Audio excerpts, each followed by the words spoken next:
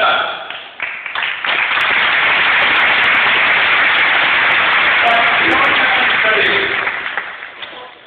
Quan jo ja no hi seré, vosaltres gaudireu de la seva esplèndida joventut.